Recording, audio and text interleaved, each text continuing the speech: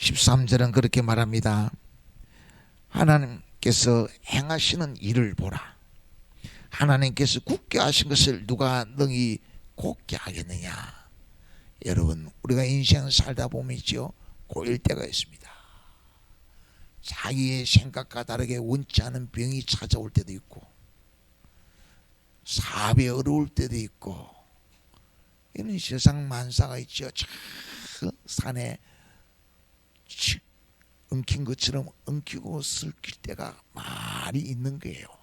그런데 그런 일을 통하여 하나님은 14절, 행통한 날에는 기뻐하고 공고한 날에는 되돌아보아라. 이 두 가지를 하나님이 병행하게 하사 사람이 그의 장래일을 능히 헤아려 알지 못하게 하시느니라. 하나님이 있지요, 우리에게 행통한 날도 주고 공고한 날도 주어서 이 두 가지를 통해 가지고 장래일을 모르도록, 내 혼자서 그래 이러면 된다, 그렇게 했다가 실패하게 하는 거예요. 그래 했다가 넘어지게 하는 거예요. 그래서 힘으로 되는 게 아니구나, 능으로 되는 것이 아니구나, 오직 나의 신으로 되는 것이구나 하는 것을 깨닫게 하는 거예요. 솔로몬이 있지요, 조상집에 가서 아버지 다윗의 임종 앞에서 큰 지혜를 얻었어요. 그 지혜로 인하여 일천번제를 드리고 하나님 앞에 듣는 마음을 구해서 전무후무한 지혜의 복을 얻고 구하지 않은 것까지 다 얻었었어요. 그런데 솔로몬이 있죠, 후처가 700이고 첩이 300명, 많은 여인들을 데려다가 아내로 삼고 삶을 이루었어요. 결과는 저 26절에 보면 마음은 올무와 그물과 같고 손은 포도송인 보성 같은 여인은 사망보다 더 쓰다는 사실을 내가 알아내었도다. 그러므로 하나님을 기쁘게 하는 자는 그 여인을 피하려니와 죄인은 그 여인에게 붙잡히리로다. 27절 28절, 전도자가 이르되 보라, 내가 낱낱이 살펴 이치를 연구하여 이것을 깨달았노라. 내 마음이 계속 찾아보았으나 아직도 찾지 못한 것이 이것이라. 천사는 가운데 한 사람 내가 찾았으나 이 모든 사람들 중에서 여자는 한 사람도 찾지 못하였느니라. 내가 깨달은 것은 오직 이것이라. 곧 하나님은 사람을 정직하게 지으셨으나 사람이 많은 깨들을 낸 것이니라. 솔로몬이 있죠, 많은 여인들을 데다가 그러면 참 평화가 있을 것 같아요. 그래서 그렇게 했는데 결국 포승줄에 매이게 됐어요. 그 여인들이 우상 앞에 절하게 해요, 분향하게 해요. 솔로몬은 그 여인들의 꼭 포승줄에 묶여가지고 우상의 제단을 만들고 그 앞에 절하고 그렇게 지냈는데 나중에 보니까 있죠, 하나도 믿을 것이 못 되더라는 거예요. 오직 하나님만 믿을 수 있더라는 거예요. 그런데 다 믿을 수 있는 사람 한 사람을 찾았는데 그런 정직한 사람이었어요. 그런 다윗이었어요. 다윗이 임종 때 한 그 윤이 참 자기에게 큰 복이 되었고 큰 지혜가 되었다는 거예요. 다윗도 우리 안에 바세바하고 큰 죄를 지었는데 하나님 앞에 그 자신의 약함을 알고 하나님 내 속에 정한 마음을 창조하여 주시고 하나님 내 영을, 정직한 영을 새롭게 해달라고 성령을 거두지 말라고 간절히 기도해서 정직한 사람이 되었어요. 그런 정직한 사람이 된 다윗이 솔로몬에게 유언할 때 그는 정말 사랑해서 정말 솔로몬이 하나님 앞에서 대장부가 되기를 원해서 건면한 말씀이거든요.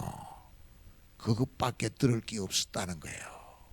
그것이 정말 인생의 큰 교훈이 됐고, 그렇게 하면 평화를 만들 줄 알고 여러 이방인들 데려왔는데 그건 하나도 믿을 것이 못되고 하나님의 복을 잃어버리고 헛되게 살게 했다는 거예요.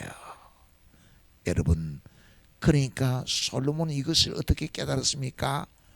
다윗을 통해 큰 지혜를 얻고 뿐만 아니라 여러 여인들과 이렇게 아내를 삼고 살아보니까 이게 아니고 아버지 다윗의 유언을 따라 하나님 다 믿고 말씀대로 신실히 하나님 못지않은 믿음으로 살아야 하는 것이구나 하는 것을 깨달았어요. 그렇게 될 줄 몰랐어요. 그래서 장래일을 몰랐는데 이제 깨달았다는 거예요. 깨달았다는 거. 우리에게도 그래요. 건강이 얼마나 소중한지 아파봐야 깨닫는 거지요. 그렇지 않습니까?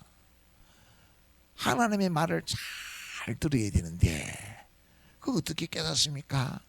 사람의 말을 듣고 넘어져 봐야, 실패해 봐야 믿을 게 하나도 없구나. 하나님 말씀 믿고 중심을 지키면서 가야 하는데 그렇구나. 오직 우리에게 피난처가 되시는 분은 하나님 한 분밖에 없구나. 내 생각과 내 마음, 내가 하나님의 집에 주의 장막에 거해야 되는 것이구나 하는 걸 깨닫는 거지요. 시편 56편 8절 읽읍시다. 시작. 나의 유리함을 주께서 계수하셨사오니 나의 눈물을 주의 병에 담으소서. 이것이 주의 책에 기록되지 아니하였나이까. 다윗이 나그네 시올 중에 있죠. 도망갈 곳이 없어서 있지요. 블레셋 땅에 그랄 지역에 도망갔다가 그랄 왕 아기스 앞에 잡혔을 때 미친 척하고 나오는데 그때 속으로 간절히 기도하니까 하나님이 은혜를 베푸셔서 아기스 왕의 손에서 벗어나게 했는데 그때 하는 말이에요. 나의 눈물을 주의 병에 담으소서. 다윗은 그때만 기도한 게 아니에요. 나단 선지자가 죄를 지적할 때도 침상을 눈물로 적시면서 정직한 마음을 주시고 내 정한 영을 새롭게 해달라고 내가 진실되게 바르게 성령 안에서 깨어있는 믿음으로 항상 하나님 안에 거해야 되는데 하는 걸 절실히 깨닫고 성령의 인도 따라 살기 위해서 성령을 거두지 말라고 다 기도했다는 거지요. 그때 다윗은 자기를 살리시는 주님을 뵙게 되는 거예요. 여호와는 나의 목자시 내게 부족함이 없으리라고. 왜? 내 영혼을 말씀으로 날마다 살려준다고. 언제? 사망의 음침한 골짜기를 지날 때 해바람을 두려워하지 않을 것은 주의 지팡이와 막대의 나를 아니하시나이다. 사망의 음침한 골짜기, 말할 수 없는 고통의 날, 말할 수 없는 시련의 날, 말할 수 없는 큰 문제를 만났을 때 그때에 하나님이 이것저것을 경험하게 해가지고 하나님을 힘으로 삼고 하나님 앞에 울게 해요. 하나님 앞에 그냥 의지함으로 하나님 안에 하나님을 피난처로 삼게 하심으로 마음의 평안을 누리게 해요. 두려움이 사라지게 해요. 그렇게 우리의 영혼의 집을 하나님이 만들어준다는 거예요. 시편 84편은 시인은 그렇게 말해요. 주의 장막이 어찌 그리 사랑스러운지요. 하나님의 집이 얼마나 사랑스러운지. 우리의 하나님의 집 기도하는 시간에 얼마나 귀한지. 모든 염려 근심 걱정 다 주님께 내려놓으시도록 선함과 인자하심으로 우리를 품어주시는 주님을 뵙게 하니까 얼마나 그 기도하는 시간이 귀한지요. 기도하는 그때 잠시라도 제집을 얻고 제비도 새끼들 보금자리를 얻었나이다. 잠시라도 제비도 어느 누구도 너의 죄가 주홍같이 붉을지라도 흰눈같이 진홍같이 붉을지라도 양털같이 희게 하시게 하시는 하나님이 한평 강도가 십자가 아래서 당신의 나라가 임할 때 나를 기억하여 주소서 하고 얘기하고 주님을 찾으니까 오늘 내가 나와 함께 나곤에 있으리라. 하나님의 집에 거하게 해요.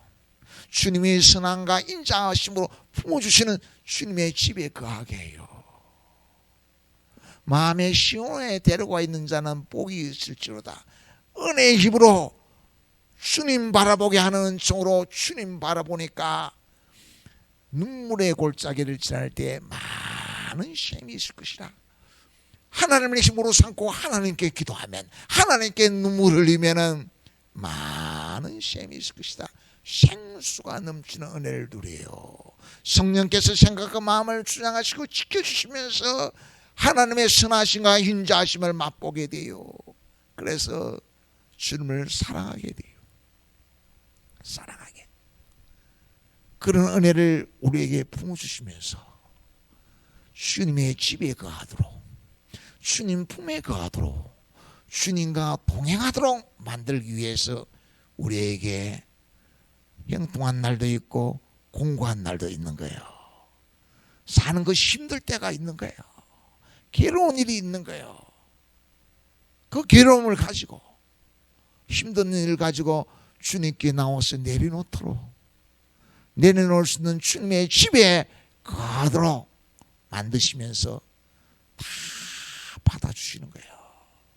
진심으로 얘기하고 하나님의 공의를 구할 때 이것을 마음에 두라고 해요. 두라고.